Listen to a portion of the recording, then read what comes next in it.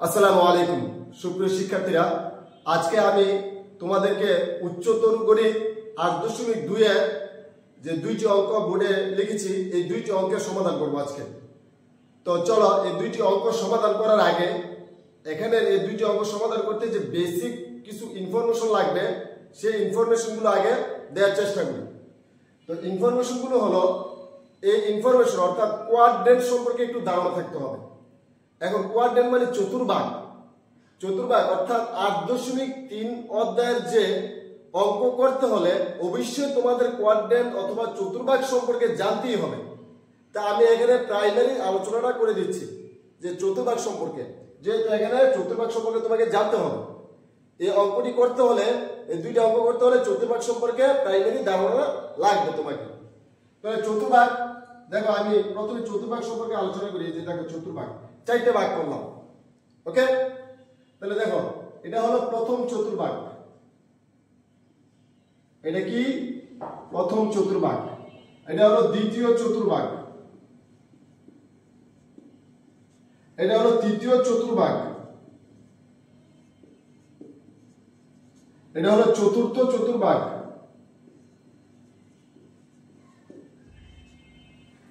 ওকে।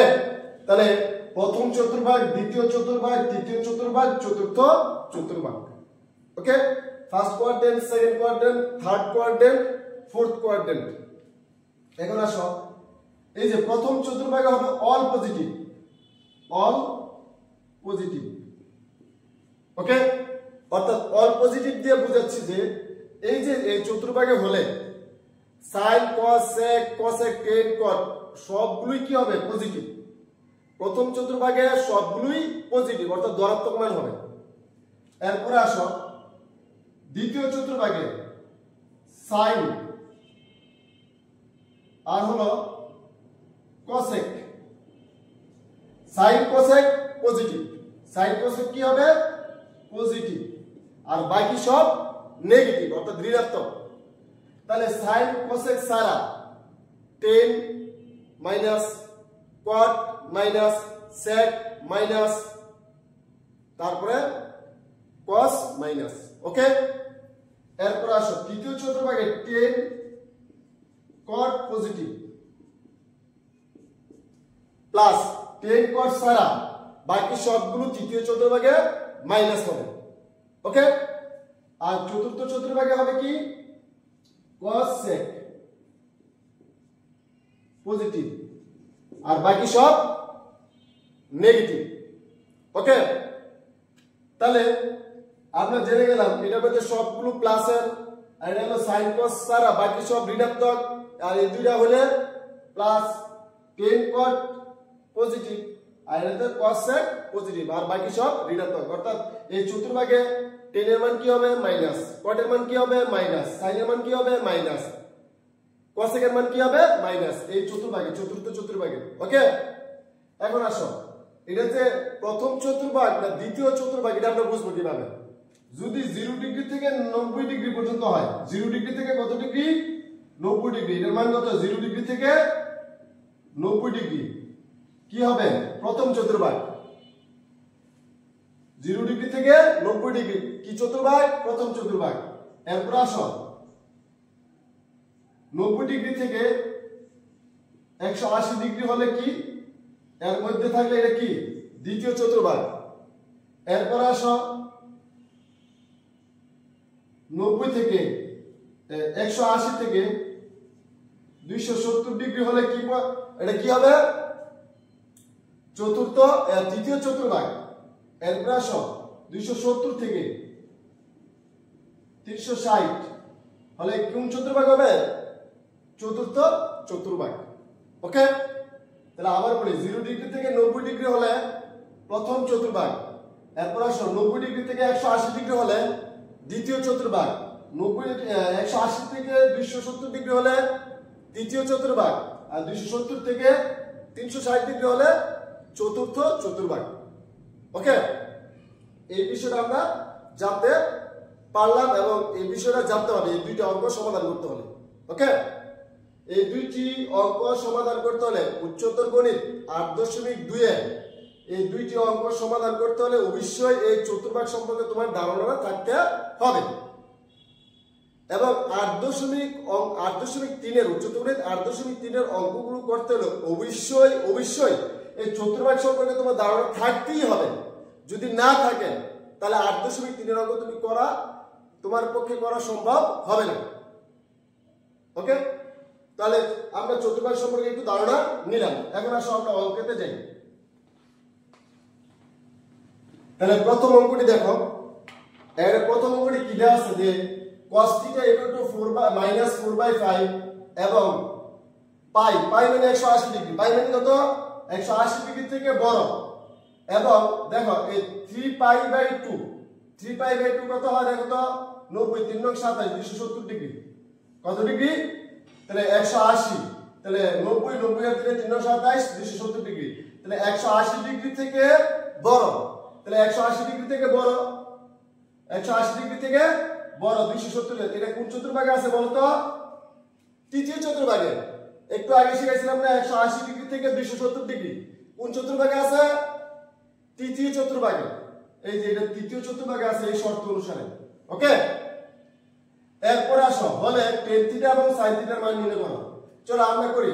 তাহলে tan θ অথবা sin θ, তাহলে cos দিয়ে আমরা sin θ এর মান আগে বের করে ফেলতে পারি। দেখো বের করি। তাহলে দেয়া আছে cos θ -4/5। এটাকে আমরা বর্গ করে নিই। তাহলে বর্গ করলে cos স্কয়ার θ -4/5 হোল স্কয়ার। ওকে, তাহলে আমাদের মান কি বের করতে হবে? sin θ। তাহলে এটা সূত্র প্রয়োগ করে দেই sin θ 1 - sin স্কয়ার θ 16 কত 25। ওকে, দেখো 1 - sin স্কয়ার θ 16/25।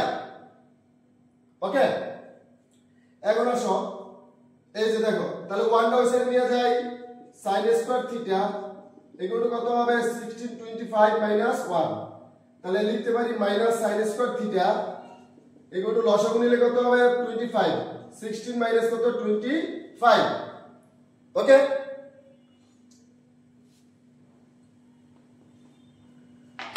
এরপর আসো sin স্কয়ার θ কত হবে এই যে -9/25। এই মাইনাসে কাটা, তাহলে স্কয়ার যদি ওই সাইডে যায় তাহলে +-√9/25। তাহলে কত হবে +-3/25। ওকে, এখন আসো sin θ। তাহলে আমরা sin θ দুইটা মান পেয়েছি, একটা প্লাসের মান পেয়েছি, একটা মাইনাসের মান পেয়েছি। এখন তোমরাই বলো এখন sin θ, তাহলে এই শর্ত অনুসারে এটা কোন চতুর্ভাগে আছে? তৃতীয় চতুর্ভাগে আছে। আর তৃতীয় চতুর্ভাগে sin কি প্লাস না মাইনাস? তাহলে sin কি মাইনাস। তৃতীয় চতুর্ভাগে tan কোণ হলো প্লাস আর sin কি হবে মাইনাস। তাহলে এটা কি প্লাসের মানটা নিব না মাইনাসের মানটা নিব? তাহলে অবশ্যই sin এর মান কি হবে মাইনাস, কারণ তৃতীয় চতুর্ভাগে sin কি মাইনাস। তাহলে সুতরাং sin θ -3/5।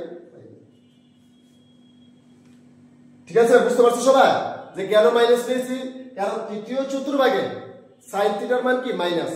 এই শর্ত অনুসারে তৃতীয় চতুর্ভাগ 180 ডিগ্রি থেকে 270 ডিগ্রি, আর 270 ডিগ্রি এটা তৃতীয় চতুর্ভাগে আছে, আর তৃতীয় চতুর্ভাগে কি মাইনাস, এজন্য -3/5 নিয়েছি। দেখো sin θ এর মান আমরা পেয়ে গেছি।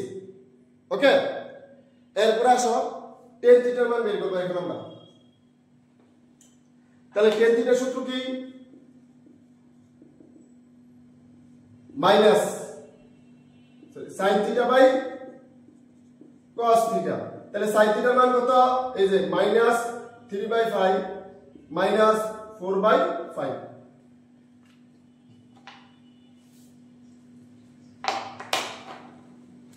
এই মাইনাসে কাটা থাকে হলো 3/5 ইনটু 5/4।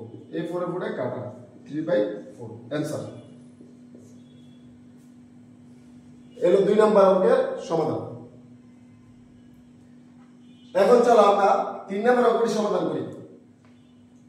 তাহলে 3 নাম্বার অঙ্কটি তোমরা নিজেরাই পারার কথা, তারপর আমি সমাধান করে দিচ্ছি। দেখো, তাহলে প্রথমে আমরা কিসের মান বের করব? cos এর মান অথবা tan এর মান। তাহলে sin দিয়া cos এর মানটা আগে বের করা সহজ। তাহলে বের করে ফেলি cos এর মান। দেখো তাহলে এই শর্ত অনুসারে কোন চতুর্ভাগে আছে বলো তো? এটা কি পাই বাই 2 মানে 90 ডিগ্রি, পাই এর মান 180, তাহলে 2 দ্বারা গুণ করলে 90, 90 ডিগ্রি থেকে বড় এর মান আর 180 ডিগ্রি থেকে ছোট, তাহলে 90 ডিগ্রি থেকে বড় কোনটা হাতে আছে? এই যে 90 ডিগ্রি থেকে 180 ডিগ্রি দ্বিতীয় চতুর্ভাগে। ওকে, তাহলে বের করে ফেলে দেখো sin a = 2/√5, তাহলে আগের মতই বর্গ করে নেই। sin স্কয়ার a = কত হবে? বর্গ করে, তাহলে sin স্কয়ার থিটা a সমান 4/5। এরপর আসো 1 মাইনাস cos স্কয়ার a সমান কত হবে? 4/5। তাহলে 1 ওই সাইডে গেলে কি হবে? 4/5 মাইনাস 1, তাহলে কি হবে বলো তো? মাইনাস cos স্কয়ার a = কত হবে? 5, 4 minus 5,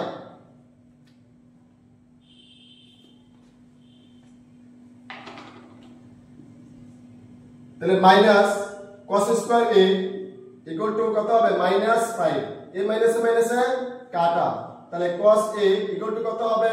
plus minus 1/5 = plus minus 1/√5। ওকে, এখন আসো আমরা চতুর্ভাগটা হিসাব করি। দেখো এটা চতুর্ভাগ কোন চতুর্ভাগে আছে? এটা আছে দ্বিতীয় চতুর্ভাগে। আর দ্বিতীয় চতুর্ভাগে কি cos কি প্লাস না মাইনাস? অবশ্যই কি cos মাইনাস। এটাতে sin cosec প্লাস আর sin cosec প্লাস, তাহলে cosec কি হবে? মাইনাস, তাহলে cos এর মান কি? মাইনাস, তাহলে মাইনাস এর মানটা হবে। তাহলে সুতরাং cos a = কত হবে? মাইনাস 1/√5। ওকে, তাহলে কি মান বের করতে হবে? 10 এ, তাহলে 10 এ = কত হবে? sin a by cos a। তাহলে sin এর মান কত পেয়েছি? এখানে আছে 2/√5 আর মাইনাস 1 বাই কত? √5। তাহলে এই মাইনাসটা সবার সামনে নিয়ে আসি, তাহলে কত হবে? 2/√5 ইনটু √5/1, এই √5 কাটা, তাহলে মাইনাস কত হবে? 2। তাহলে 10 এর মান কত হবে? মাইনাস 2। ওকে, তো আশা করি সকলেই বুঝতে পেরেছো। খুবই সহজ দুইটি অঙ্ক, যদি চতুর্ভাগটা ভালো করে বুঝতে পারো। আর চতুর্ভাগ যদি না বুঝো তাহলে 8.3 এ গিয়ে সম্পূর্ণ অঙ্ক আটকে যাবা। কখনোই সম্ভব না তোমার পক্ষে 8.3 করা যদি চতুর্ভাগটা ভালোভাবে না বুঝো। ওকে, তারপরে আমি ধারাবাহিকভাবে ভিডিও দেওয়ার ক্ষেত্রে 8.3 এর যে অধ্যায়টা করালে তখন আমি আবার চতুর্ভাগটা নিয়ে আলোচনা করব, তখন আরো ক্লিয়ারলি বুঝতে পারবে। তো সকলে ভালো থেকো, সুস্থ থাকো। যদি আমার ভিডিওটি ভালো লেগে থাকে অবশ্যই শেয়ার এবং কমেন্টের মধ্যে জানিয়ে দিও।